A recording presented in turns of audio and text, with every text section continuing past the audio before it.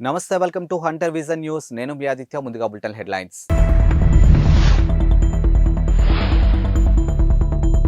అయోధ్య రామ మందిర గర్భగుడిలోకి చేరిన ప్రధాన విగ్రహం.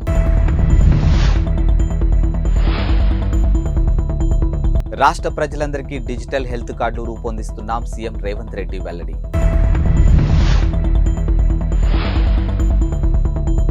పాకిస్తాన్లోని ఉగ్ర స్థావరాలపై ఇరాన్ క్షిపణి దాడులు చేయడంపై స్పందించిన భారత్.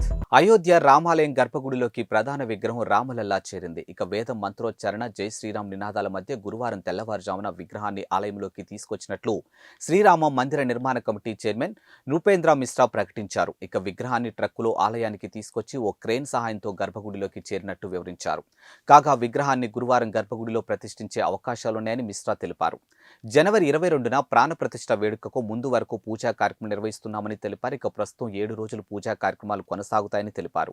జనవరి 21 వరకు పూజా కార్యక్రమాలు కొనసాగుతాయని, ప్రాణ ప్రతిష్ఠ రోజున కూడా కొన్ని కార్యక్రమాలు ఉంటాయని ట్రస్ట్ అధికారులు తెలిపారు. కాగా రామాలయ ప్రాణ ప్రతిష్ఠ మధ్యాహ్నం 12:20 మొదలైన 1 గంటలోపు ముగియనుంది. అంతకుముందు బుధవారం ప్రధాన విగ్రహం ప్రతీకాత్మక ప్రతిరూపాన్ని ఆలయంలోకి తీసుకొచ్చారు. ఇక కలశ పూజ నిర్వహించారు. ఇక ప్రస్తుతం 121 మంది ఆచార్యులు ప్రాణప్రతిష్ఠకు సంబంధించినటువంటి క్రతువులను నిర్వహిస్తూ ఉన్నారు. స్విట్జర్లాండ్లోని దావోస్ వేదికగా జరుగుతున్నటువంటి వరల్డ్ ఎకనామిక్ ఫోరం సదస్సులో పాల్గొన్న సీఎం రేవంత్ రెడ్డి బుధవారం హెల్త్ కేర్ డిజిటలీకరణ అంశంపై మాట్లాడారు. ఇక తెలంగాణ రాష్ట్ర ప్రజలందరికీ డిజిటల్ హెల్త్ కార్డులు అందిస్తున్నామని, ఈ మేరకు డిజిటల్ హెల్త్ కార్డులు రూపొందిస్తున్నామని ప్రకటించారు. ఇక డిజిటల్ హెల్త్ కార్డులు డేటా భద్రత, ప్రైవసీని కాపాడుతుందని ఈ సందర్భంగా రేవంత్ హామీ ఇచ్చారు. ఇక ప్రభుత్వం ప్రైవేటు భాగస్వామ్యంతో అత్యాధునిక సాంకేతిక సహాయంతో నాణ్యమైనటువంటి వైద్య సేవలు అందిస్తున్నామని ఆయన చెప్పారు. ఇక రాష్ట్ర ప్రజలందరికీ అత్యుత్తమ వైద్య సేవలు అందించాలనేది తమ లక్ష్యమని పేర్కొన్నారు.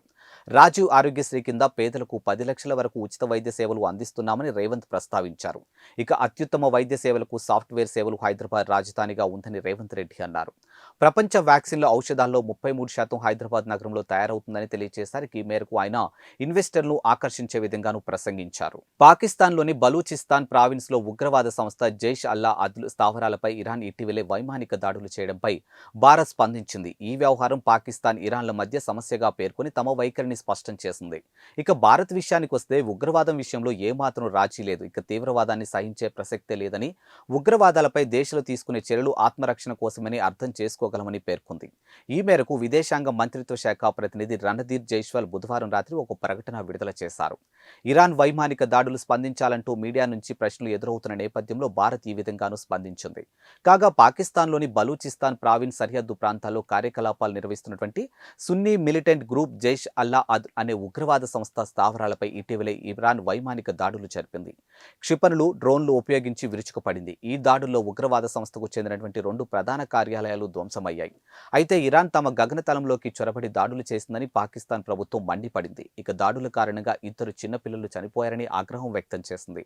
ఇరాన్ అంతర్జాతీయ చట్టాలను ఉల్లంఘించి తమ భూభాగంలోకి చొరబడిందని, చట్టవిరుద్ధ చర్యల పట్ల ప్రతిఘటించే హక్కు తమకు ఉందని పాకిస్తాన్ విదేశాంగ శాఖ ప్రతినిధి అన్నారు. కాగా 2012లో ఏర్పడినటువంటి జైష్ అల్లా అద్ను ఇరాన్ ఉగ్రవాద సంస్థగా గుర్తించింది. ఏపీలో స్కూళ్లకు సంక్రాంతి సెలవులు పొడిగిస్తూ రాష్ట్ర ప్రభుత్వం నిర్ణయం తీసుకుంది. వాస్తవానికి ఏపీలో స్కూళ్లు సంక్రాంతి సెలవులు అనంతరం జనవరి 19న ప్రారంభం కావాల్సి ఉంది. అయితే సెలవులు మరో 3 రోజులు పొడిగిస్తున్నట్లు రాష్ట్ర విద్యాశాఖ ప్రకటనలోనూ పేర్కొంది. రాష్ట్రంలో పాఠశాలలు జనవరి 22న పునఃప్రారంభం అవుతాయని పాఠశాల విద్యాశాఖ కమిషనర్ ఏఎస్ సురేష్ కుమార్ పేర్కొన్నారు. ఇక టీచర్లు, విద్యార్థులు, తల్లిదండ్రులు విజ్ఞప్తుల వల్లే ఈ నిర్ణయం తీసుకున్నట్లు పాఠశాల విద్యాశాఖ వెల్లడించింది.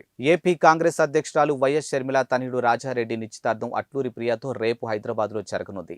ఇటీవలే షర్మిల తన సోదరుడు ఏపీ సీఎం జగన్ను కలిసి ఆహ్వాన పత్రిక అందించిన సంగతి తెలిసిందే. ఈ నేపథ్యంలో సీఎం జగన్ రేపు హైదరాబాద్ వెళ్లనున్నారు. ఇక గురువారం సాయంత్రం 6:45 ఆయన గన్నవరం ఎయిర్పోర్ట్ నుంచి బయలుదేరతారు. ఇక రాత్రి 7:30 శంషాబాద్ ఎయిర్పోర్ట్ కు చేరుకుంటారు. ఇక రాత్రి 8 గంటలకు గండిపేటలో ఉన్నటువంటి గోల్కొండ రిసార్ట్ కు వెళ్లి తన మేనల్లుడి నిశ్చితార్థ వేడుకలో పాల్గొంటారు. అనంతరం రాత్రి 8:30 హైదరాబాద్ నుంచి తాడేపల్లికి బయలుదేరనున్నారు. కాగా మరుసటి రోజు ఉదయం విజయవాడలో 125 అడుగుల భారీ అంబేద్కర్ విగ్రహాన్ని సీఎం జగన్ ఆవిష్కరించనున్నారు. ఇటీవలే ముంబై ఎయిర్పోర్ట్లో రన్వే ప్రయాణికులు భోజనం చేసిన ఘటనపై bureau of civil aviation security serious అయింది. ఈ నిర్వహణకి పాల్పడినటువంటి దేశీయ విమానయాన దిగ్గజం ఇండిగోకు 1.2 కోట్ల జరిమానాను విధించింది. ఇటీవలే గోవా నుంచి ఢిల్లీ వెళ్లాల్సినటువంటి ఇండిగో ఫ్లైట్ని ప్రతికూల వాతావరణం కారణంగా ముంబైకి మళ్లించాల్సి వచ్చింది. ప్రయాణికులు కొన్ని గంటల పాటు నిరీక్షించాల్సి వచ్చింది. ఈ సందర్భంగా ప్రయాణికులు భోజనాన్ని ఏర్పాటు చేశారు. అయితే విమానం పక్కనే రన్వేపై కూర్చొని ప్రయాణికులు భోజనం చేశారు. ఇందుకు సంబంధించినటువంటి వీడియో సోషల్ మీడియాలో వైరల్గాను మారింది. ఈ ఘటనపై విమానయాన నియంత్రణ సంస్థ డీజీసీఏ పరిగణలోకి తీసుకుంది. ఇప్పటికే ముంబై ఎయిర్పోర్ట్ కి 30 లక్షల జరిమానా విధించింది. ఈ వీడియోపై ఇండిగో ముంబై విమానాశ్రయానికి షోకాస్ నోటీసులు జారీ చేసిన విషయమూ తెలిసిందే. టీడీపీ వ్యవస్థాపకులు ఎన్టీఆర్ వర్ధంతి సందర్భంగా గుడివాడలో హైటెన్షన్ నెలకొంది. ఇక టీడీపీ వైసీపీ పోటాపోటీగా ఎన్టీఆర్ వర్ధంతి కార్యక్రమాలు నిర్వహిస్తూ ఉన్నాయి. ఇక రా కదలిరా పేరుతో టీడీపీ భారీ సభను నిర్వహిస్తుంది. ఈ సభకు టీడీపీ అధినేత చంద్రబాబు హాజరు కానున్నారు. మరోవైపు వైసీపీ ఎమ్మెల్యే కొడాలి నాని ఆధ్వర్యంలో కూడా ఎన్టీఆర్ వర్ధంతి కార్యక్రమం నిర్వహించబోతూ ఉన్నారు.